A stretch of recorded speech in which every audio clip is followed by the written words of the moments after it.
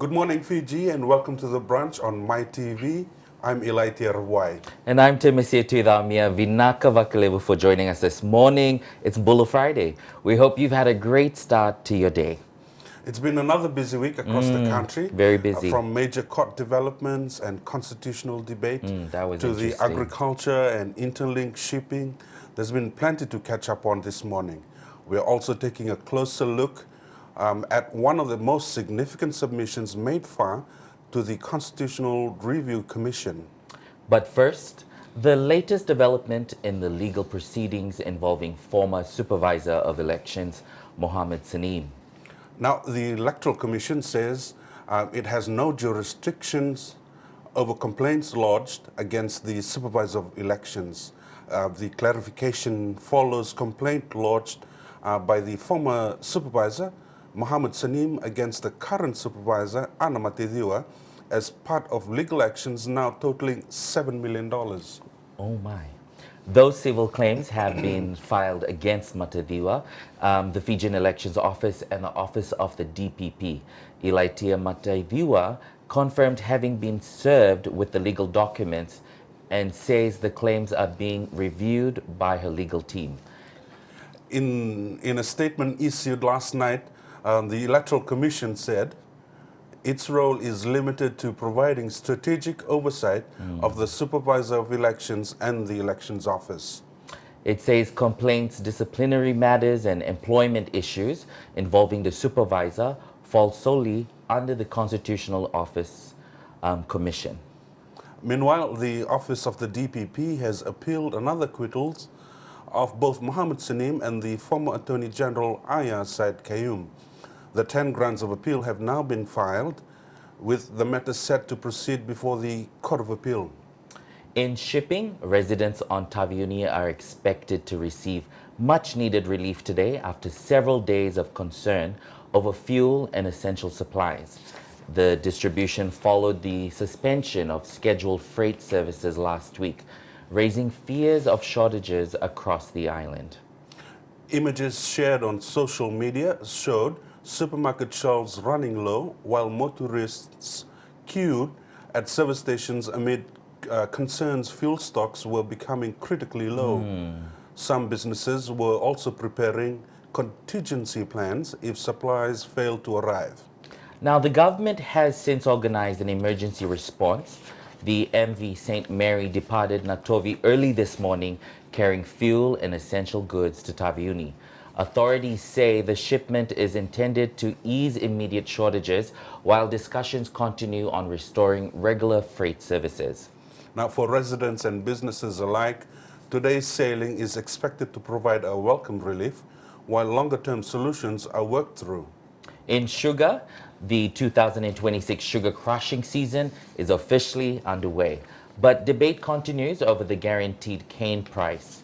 Growers are renewing calls for the guaranteed price to increase from $85 to $110 per ton. Government, however, says increasing the guarantee price isn't financially stable. Instead, it argues that maintaining the current rate allows continued investment in fertilizer assistance, weed synthesized support, and other programs designed to improve productions and farm productivity. Officials says the combined value of the programs provides greater overall support than simply increasing the guaranteed price, cane price rather. Let's take a closer look. The current guarantee price was formulated after a number of consultation and considering the different costs that the farmers encountered.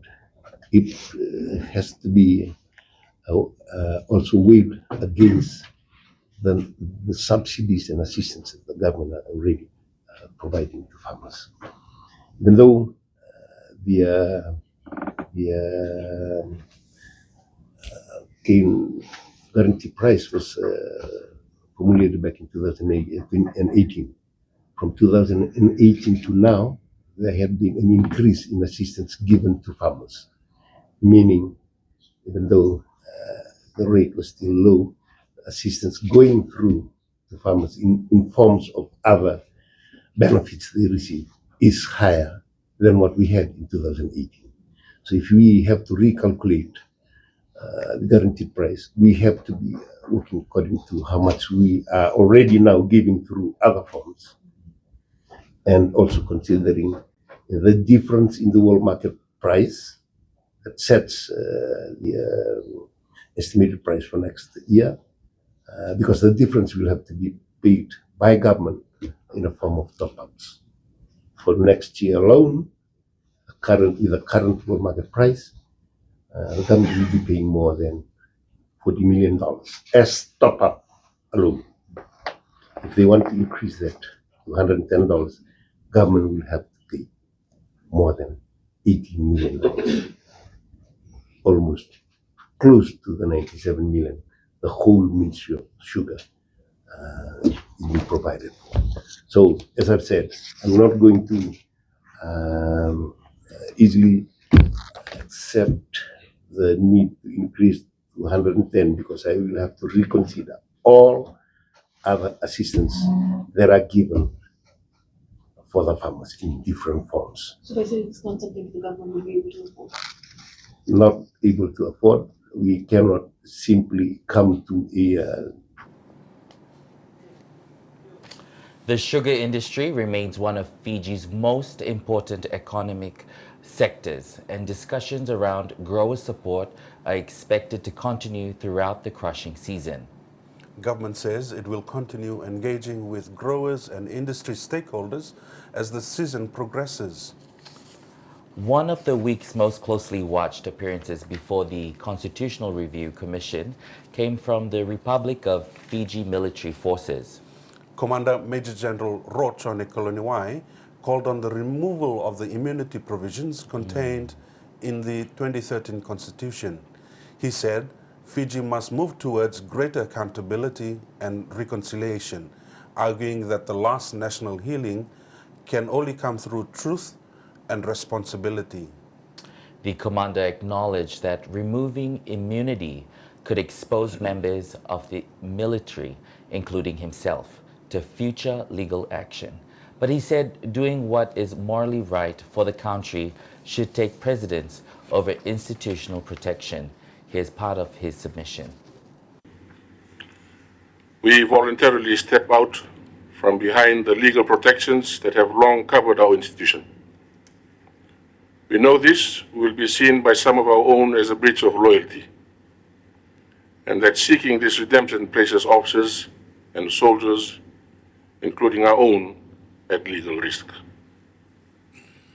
We do not open this door lightly, but we have reached a point where the survival of any single institution can no longer be purchased at the expense of this nation's soul.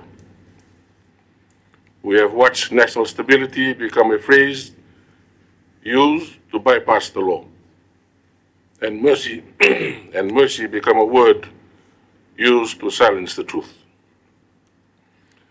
Beneath the surface of new roads and new technology, there is a restless spirit in Fiji, a weariness with a peace that feels fragile, and a justice system that feels out of reach. That restlessness is not disorder. It is a nation's conscience demanding more than infrastructure. It is demanding integrity. We make this submission not to injure our fellow soldiers, but to secure our children's future. A Fiji where the law protects the inhabitants and not the architect. We envision a Fiji which the RFBF is a symbol of humble service, rather than a shadow of intervention, in which the judiciary stands as an unbreakable wall between citizen and state, and in which the right to truth replaces the machinery of silence, opening the way to genuine UN principle reconciliation. We accept the risk this submission carries to our own institution, because the alternative, a nation of perpetual drifting, is a cost future generations should never have to bear. We urge the Commission to act with the boldness this moment deserves. Strong comments there, Temesia, from the Commander Major General Rochani Ilaitia, as the Constitutional Review Commission continues hearing submissions from around the country. After the break, we'll head to Corvo, where the Fijian Media Association's Town Hall series continues. This evening, following the session in Levuka 2 days ago, we'll look at the key issues raised by Ovalau residents and cross live to our reporter ahead of tonight's meeting. Stay with us.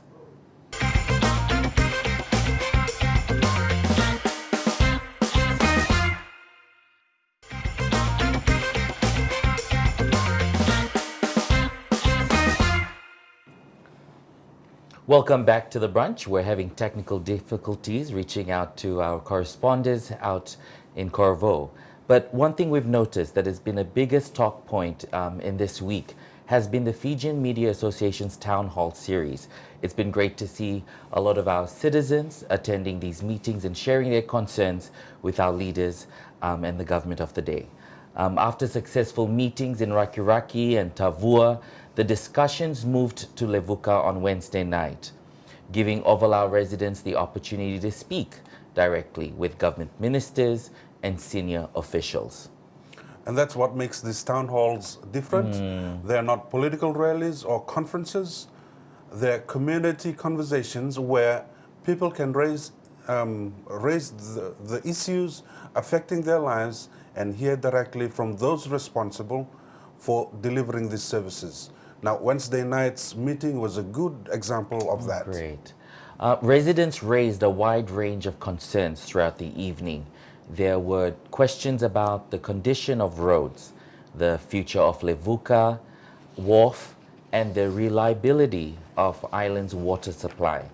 There were also calls for more economic opportunities, stronger tourism growth, and better employment prospects. Now, the future of PAFCO was another major issue. Residents wanted reassurances about jobs and their long-term future of one of Ovalau's employers with the impeding departure of Bumblebee. There was also discussions about balancing Levuka's work heritage status that with the need to maintain aging buildings and encourage new investments. Many acknowledged the importance of preserving Levuka's unique history, but said more support is what's needed to make that possible. Now, with healthcare also featured strongly, several residents shared personal experiences about accessing medical services, particularly the challenges of traveling to Viti Levu for specialists and treatments. Government ministers also outlined a number of initiatives aimed at improving health services on the island. We'll have more on that shortly. The Town Hall series now heads to Corvo this evening. With healthcare also becoming and has become one of the evening's major talking points, with several residents sharing deeply personal experiences. Let's take a look. I've been, this is in regards to expectant mothers. I think in relation to Levuka Hospital, I think this issue has been addressed for some time. Scanning, when now expectant mothers expecting, if they need to have a scan, they have to travel across, and this is done at their own cost. And we're looking at mothers who are from the rural and maritime. Yes, I do acknowledge the ongoing issue with our services at the hospital. We have the machine, we don't have the technician. Our problem right now is human resources. The vacancy has been advertised. We are still waiting for the medical imaging technician to come down to Levuka. We've sorted the option of getting in officers from CWM on relieving basis, but due to shortage faced at CWM, they are unable to release an officer to do that. In the interim, we are providing LPOs, boat tickets for our mothers that we send across for their ultrasound scan services. So how long has this been going for? For 3 years now. Come on, government, 3 years without that service is too long. Unfortunately, we do not have the specifics of that situation, but we will definitely raise it as soon as we get back, or just tonight. I will discuss with the Minister of Health regarding the urgent matter raised today. Just before we move on, we understand from our discussions also, if the SDMO can confirm that there is no ambulance at the moment. Yes. Here in Levuka, and there are no pharmacies. Thank you, Stanley. Pharmacist, we have an operational pharmacy at the hospital. The issue is the availability of private pharmacies in town. On the island, the only pharmacy that we have is the government one in the hospital. We do acknowledge that sometimes we have stockouts of drugs, so we give prescriptions to the public, and the only option they have is to send it across to the mainland. And I think we've had this discussion with our business community on trying to get in private pharmacies for the island. In terms of the ambulance, we do not have an ambulance for Levuka Hospital. We only have the government twin cabs that we use. So without the ambulance, if someone needs to be medically evacuated to the mainland, they have to find their own way? What's the process? We use the hospital transport, which is the twin cab. If it's a sitting case, they sit in front. If it's a lying case, we use the tray at the back. Can you just explain how long this ambulance situation has been in existence? What the ambulance situation? Ambulance situation, I came into Levuka in 2023 as SDMO, and we haven't had any ambulance since then. But with the response to the ambulance, I must assure the people of Levuka that there are 10 ambulances coming into the government with support from the government of India, and the minister has assured me before coming here that we are going to get one. It's great to see Stanley out there asking the real questions, and it's great to hear from the people in Levuka what's going on the ground and where do they need assistance. And for those the FMA is encouraging residents. If you're in Tailevu, tonight's meeting begins at 5 o'clock at the Tailevu Town Hall in Korovo, and we'd like to encourage everyone from the youngest to the oldest to make sure to attend this important meeting. It's a space where you can share your concerns with leaders from government and stakeholders. And make sure to look out for Stanley. If you need something written down, you can hand it over to him to make sure he can ask the questions for you.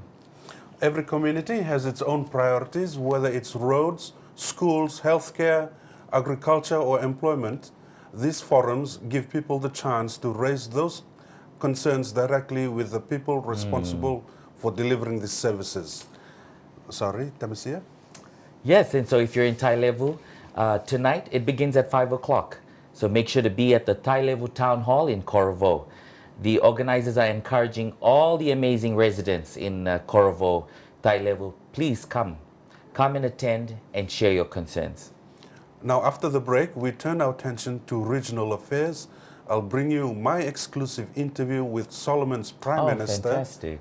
Solomon Islands Prime Minister Matthew Wale during his official visit to Fiji this week. Stay with us.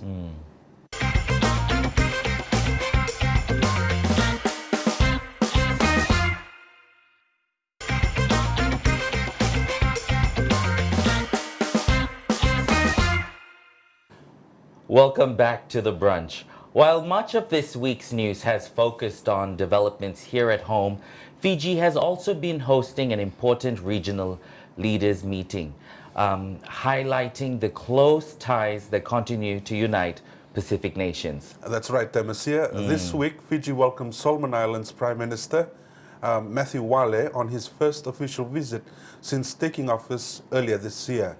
Although the visit was brief, it included a series of high-level meetings aimed at strengthening one of the Pacific's longest-standing partnership. Prime Minister Wale received full state honors on arrival, including a ceremonial guard of honor at Nausori Airport. His program also included bilateral talks with Prime Minister Sidiveni Rambuka, a courtesy call with the President Ratu Naingama Lalambalavu, and meetings with senior government officials. I was lucky enough to catch some of that this week. That's right. Those discussions covered a broad range of issues important to both countries and to the wider Pacific. They included regional security, trade and investment, labor mobility, fisheries, climate resilience, and strengthening cooperation through the Pacific's regional institutions. Now, the visit also comes at an important time. He also assumes the chairmanship of the Pacific Islands Forum, a role that carries significant responsibility as the region faces increasingly complex challenges. Whether it's climate change, economic resilience, regional security, or ensuring Pacific voices are heard on the global stage, the decisions made through the forum affects every member nations. That's why a strong relationship between neighbors like Fiji and the Solomon Islands remains so important. While official visits often focus on diplomacy and protocol, they're also about building trust and strengthening cooperation on issues that directly affect the lives of Pacific people. Temesia, I had the opportunity to sit down with him for an exclusive interview. Exciting. Rather than focusing solely on the official statements, we spoke about the person behind the office, his priorities as Prime Minister, his visit for the Pacific Islands Forum, the importance of regional unity, and how nations can work together at a time of growing geopolitical interests in our region. Let's take a look. Great. You, Prime Minister. You've also had a busy day the last couple of days. Your arrival yesterday. You've also met with His Excellency the President. You had a bilateral with the Prime Minister as well. How has the Fiji's reception in that regard? You have a great country, great people, and great leaders, and I stand in awe of the Fiji democratic experiment. You've had your ups and downs, and I say you've had more ups than downs. Sometimes in Fiji you look down on yourselves and you disparage yourselves, but I think all the evidence is up. I think you ought to be proud of how resilient your democracy has been. I am particularly impressed by the rule of law in this country and the strength of your institutions to be able to uphold democracy. I had wonderful conversations with the President and of course also the Prime Minister. The reception has been extremely warm, and of course our relationships go back many, many generations, back to colonial days even, and the work of missionaries between our two countries and peoples. And so we value very much the relationship that we have with Fiji. Lastly, would you be able to speak to your meeting with the Prime Minister?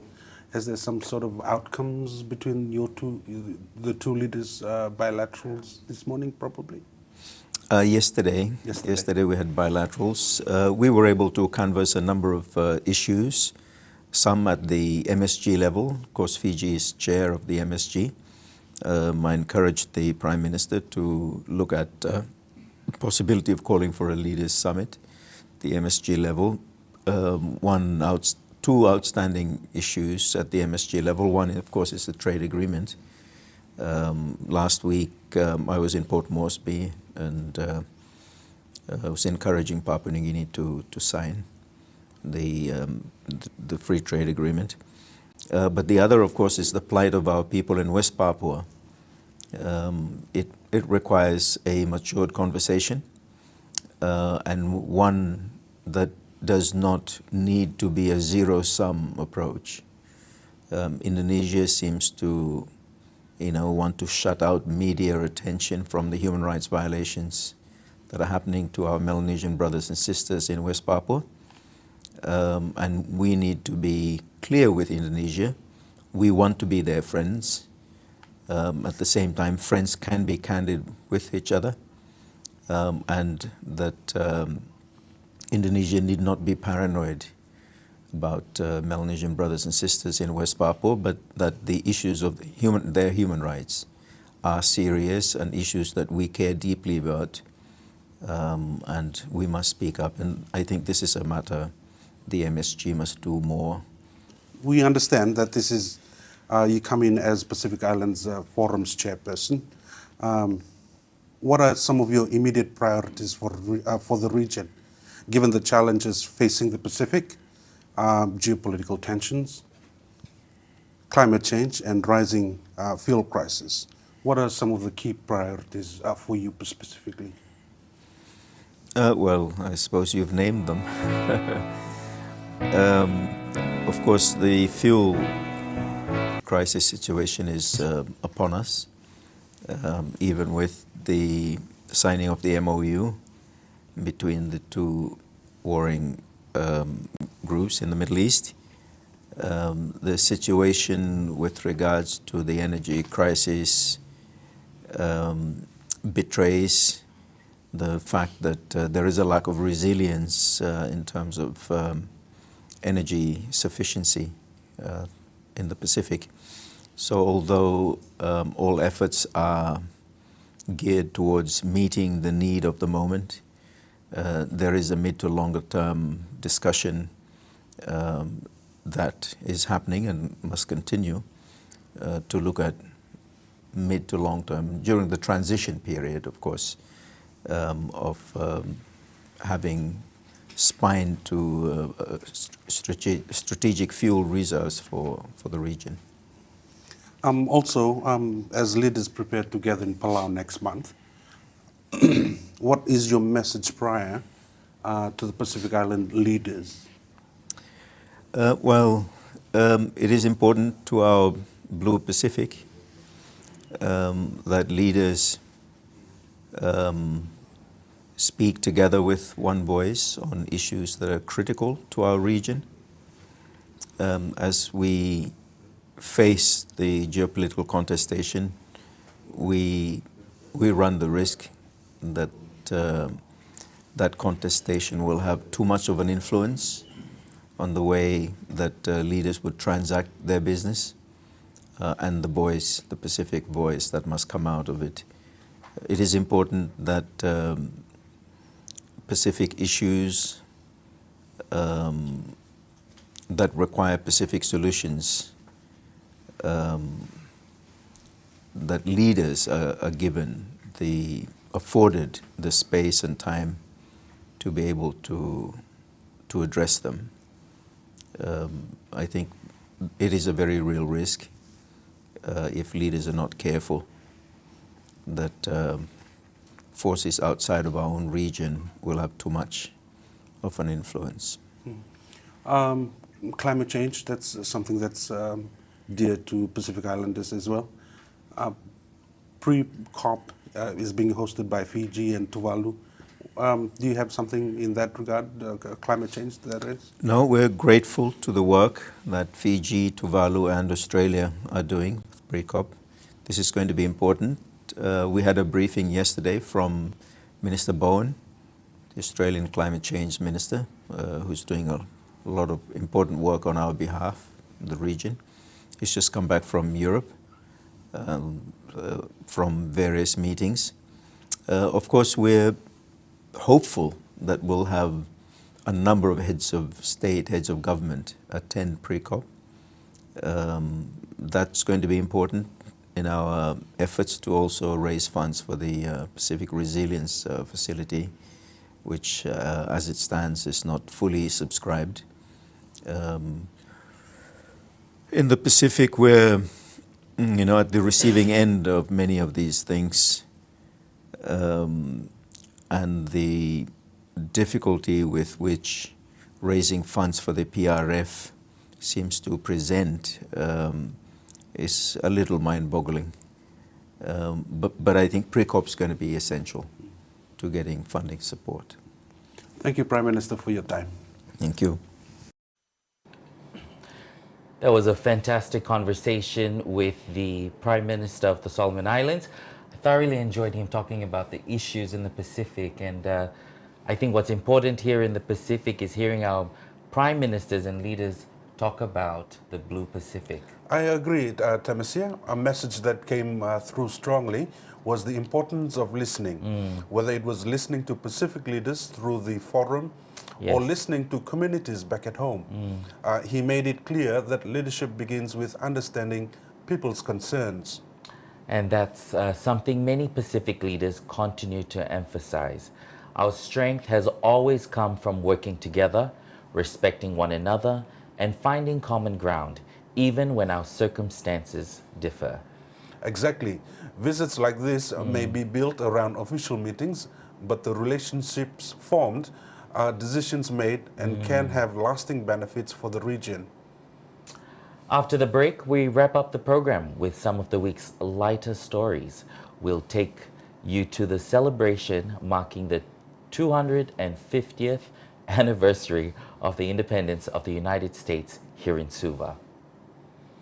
We'll highlights from the BIC Fiji Fact finals over the weekend and check out Serusi Servakula's Flying Fijians match day squad against Wales on Sunday. Stay with us.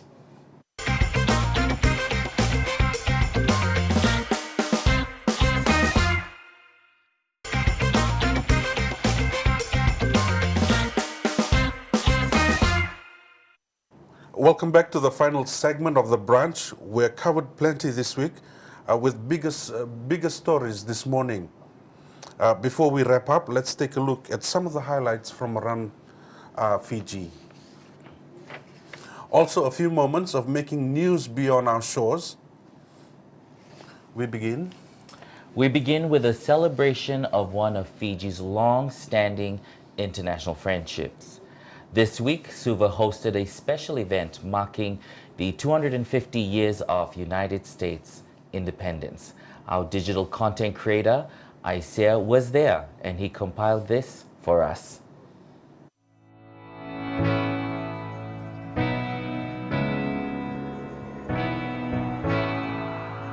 This Freedom 250 event is, as President Trump said, it's not only about the past, it's about looking ahead to the future.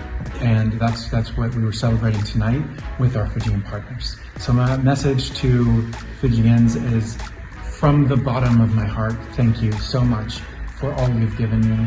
It has been the blessing of a lifetime to spend 3 years in this country. The people are some of the nicest, most caring people I've ever worked with in my life. I will take them with me in my heart, and I will carry the 3 years I've spent in Fiji in my soul, wherever I go in the world. So, nakmakalevu, dhanyavad, thank you to everyone in Fiji for the kindness and the generosity that you have shown.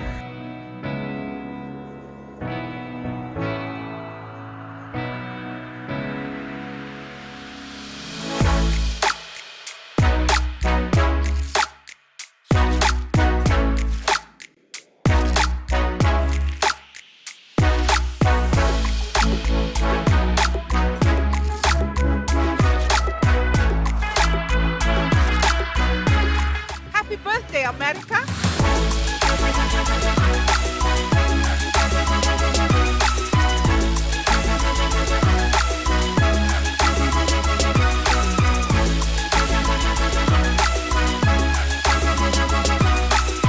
Happy birthday, America!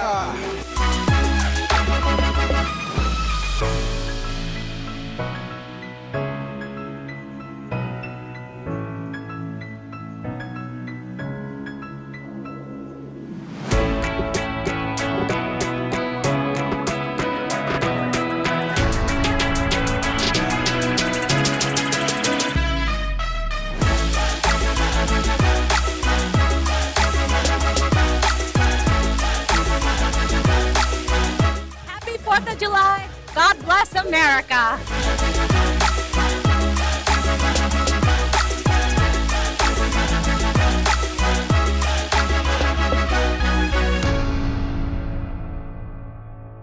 Happy birthday, America! Woohoo! A significant turnout there in Suva with the government leaders, members of the diplomatic corps, and invited guests all coming together for the occasion. The reception highlighted not just the ceremony, but the continuity in Fiji-US relations, which have steadily deepened over decades through development cooperations, security partnership, and education exchanges. Hosted by the United States Embassy, the reception brought together President Ratunagama Lalambalavu, Prime Minister Sitiveni Rambuka, cabinet ministers, members of parliament, and representatives from Fiji's diplomatic, business, and development communities. And while the focus was on a major milestone in American history, there was also a clear emphasis on shared priorities, particularly around climate resilience, maritime security, and regional stability. And that's something we've seen increasingly in recent years. Fiji is positioning itself not just as the Pacific voice, but as a bridge between larger global partners and the region. Absolutely. And events like this often go beyond formal speeches. They're also about relationship building behind the scenes, which can shape future cooperation in very practical ways. A fitting celebration of diplomacy, but also of ongoing partnership. Now from the diplomacy to football. It was a weekend to remember with bar football supporters at Subrails Park last week.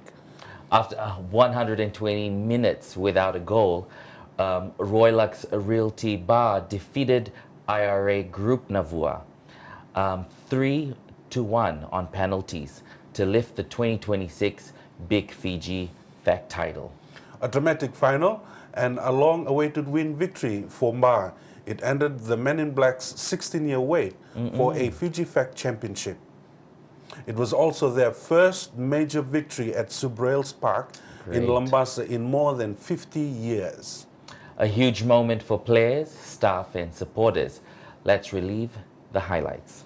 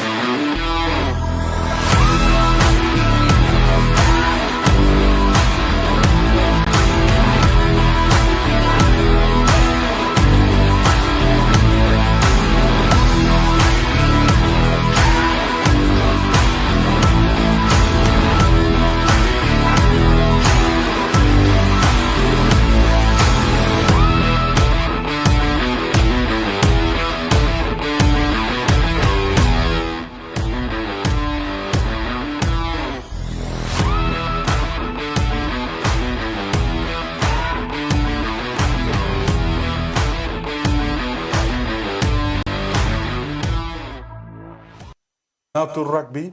All eyes are on Cardiff this weekend, where the Flying Fijians take on the Wales. Acting head coach Senirusi Sirivakula has named his 23-man squad for their opening match of the Rugby Nations Cup. Huka Tevita Ikanavere will captain the side. Let's take a look at the squad selected for this match. It's an honor and privilege to announce the team. Number 1, Erodi Moe. 2 is David Ikanavere, is the captain of the Flying Fijians. And 3, Tim Hoyt. 4 is Sona Silasila. 5, Tebo Maya Runua. 6, Peter Gus Oekula. 7, Kitiona Salawa. 8, Elia Danakaiwata. Vice captain number 9, Frank Romani. 10, Isaiah Armstrong. 11 on the wing, Chuto Wenigolo. 2 inside centers, 12, Joshua Kristova. And 13, Semirandandra. On the other wing, 14, Celestino Ravuwai and 15, Salisi Reyes. The reserves are 16, Zuriel Tonyatama, 17, Liwaina Tabe, 18, Penny Rabai, 19, Masaki Wadebode, 20, Pediliato Senibitu, and the back lines, 21, Simona Kuruboli, 22, Filimon Butitu, and 23, Kalabeti Ravuwai. That is the team that will play Wales on. That's exciting to hear. All the very best to the Fiji rugby team. To Chuta and Frank, all the very best. We're looking forward to seeing you back here at home. Before we go, it's time for one of our favorite moments of the week, our shot of the day. Now, today's photo comes from Ratu Chone Leilai, who captured this incredible image, a majestic drone shot of Mbau Island. Fantastic. That's a stunning perspective. You don't often see Mbau captured quite like this from above. There's something timeless about it. Absolutely, it really highlights the beauty of our maritime landscapes here in Fiji, many of which sometimes have taken it for granted until we see them like this. Vinakavakalevu Ratu Chone for sharing that with us. And if you have a photo of the day or a short video featured on the Brunch, we'd love to hear from you. Send it through to MyTV's Facebook page rather, or email us at brunch@mytvfiji.com. And head over to the MyTV Facebook page and cast your vote. We'll reveal the results and some of our comments on next week's program. Now that brings us to the end, another edition of the Brunch. Thank you for choosing to spend part of your Friday morning with us. And we hope you've enjoyed the program. And to all our family and friends in Taveuni, the YWAM Koha ship is coming to you with free medical care. If you're looking to have your eyes checked or dental checked or just general check, they will be with you this weekend for about 2 weeks before they head to Tuicaumia to deliver stationaries and desks to the preschool. So whether you're heading to work or traveling around the country this beautiful weekend or spending time with your family and friends, have a safe and enjoyable few days. From all of us here at MyTV, thank you for your company. I'm Ilaitia Ravuwai. And I'm Temesia Tuicaumia. Have a wonderful weekend. Take care of one another, and we'll see you back here on Tuesday morning for another edition of The Brunch. More there.